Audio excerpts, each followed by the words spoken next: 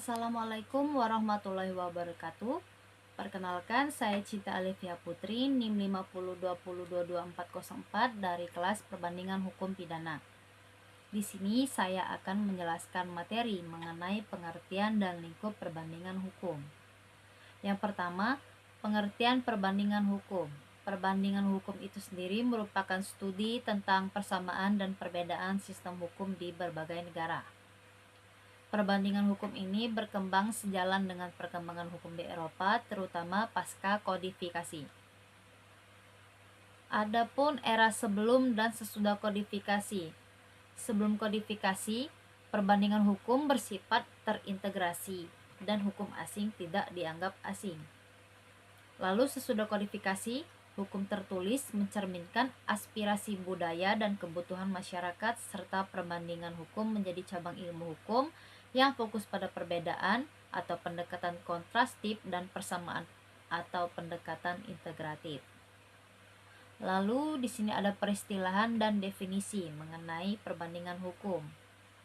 Menurut dari negara Inggris, perbandingan hukum sendiri disebut dengan comparative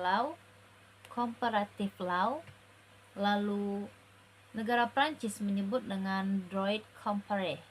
Lalu di Indonesia lebih dikenal dengan istilah perbandingan hukum, namun bukan hukum perbandingan. Itu merupakan hal yang berbeda. Lalu di sini ada definisi dari beberapa pakar hukum, di antaranya yang pertama Rudolf D. Ia mengatakan perbandingan hukum sebagai metode penyelidikan untuk memahami bahan hukum. Lalu ada pendapat dari Guthrie. Ia menyebutkan bahwa perbandingan hukum merupakan metode perbandingan dalam semua hukum cabang. Lalu tujuan dan kegunaan dari perbandingan hukum. Yang pertama, tujuan berdasarkan teoritis untuk memahami hukum sebagai gejala universal, dan tujuan sebagai praktis, artinya alat untuk menertibkan masyarakat dan pembaharuan hukum nasional. Lalu ada kegunaan secara teoritis, artinya mendukung perkembangan ilmu hukum. Lalu kegunaan secara praktisnya untuk memberikan masukan bagi pembentukan hukum.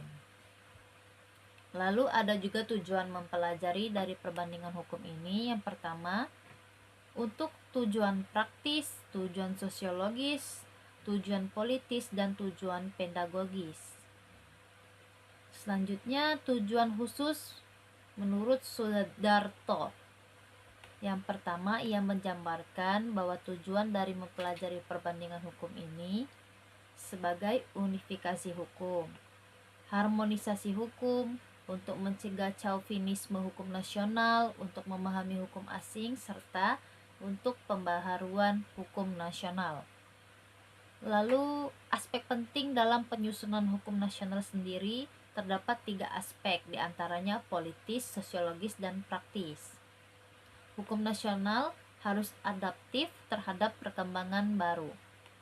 Kesimpulan dari materi ini, perbandingan hukum adalah instrumen kritik untuk memahami, mengembangkan, dan menyelaraskan sistem hukum baik secara teoritis maupun praktis dengan memanfaatkan analisis lintas yurisdiksi. Baiklah, itu saja penjelasan dari saya.